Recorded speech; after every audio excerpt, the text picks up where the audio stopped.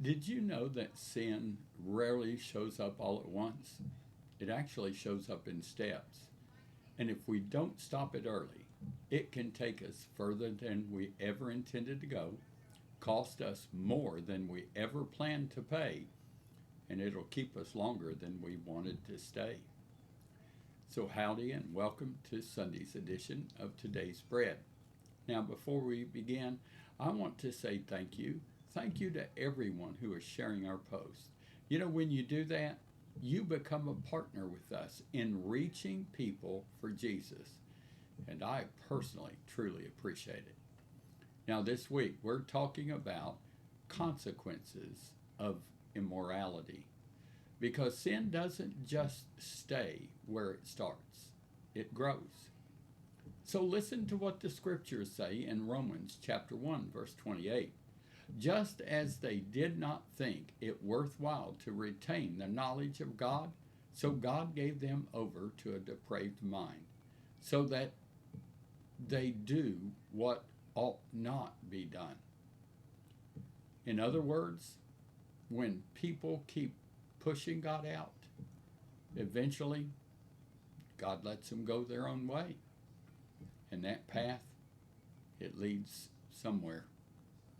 Now, in the book of Judges, we started as a simple 4-month separation between a man and his concubine, spiraled into something very tragic, a civil war, and nearly the destruction of an entire tribe of Israel.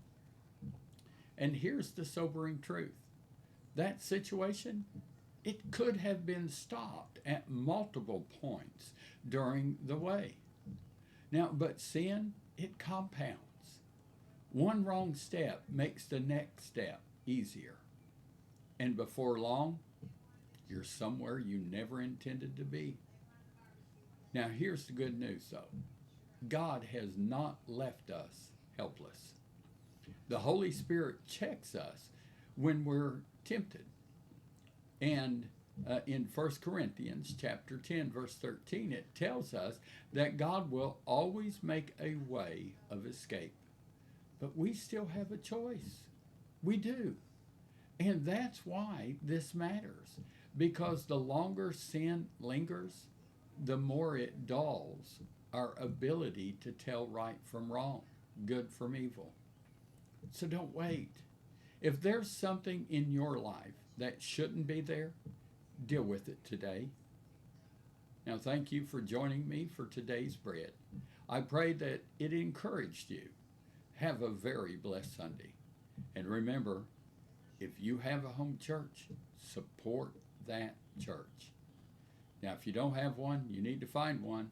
I'd love to welcome you to ours at 16221 Bayou Drive right here in Channelview, Texas. Now, you can also join us live on Facebook and YouTube at 10:30 a.m. Now, you can join me on Facebook at 6 p.m. for our Sunday evening prayers. Now, for daily encouragement, be sure to like East Houston Revival Center's Facebook page.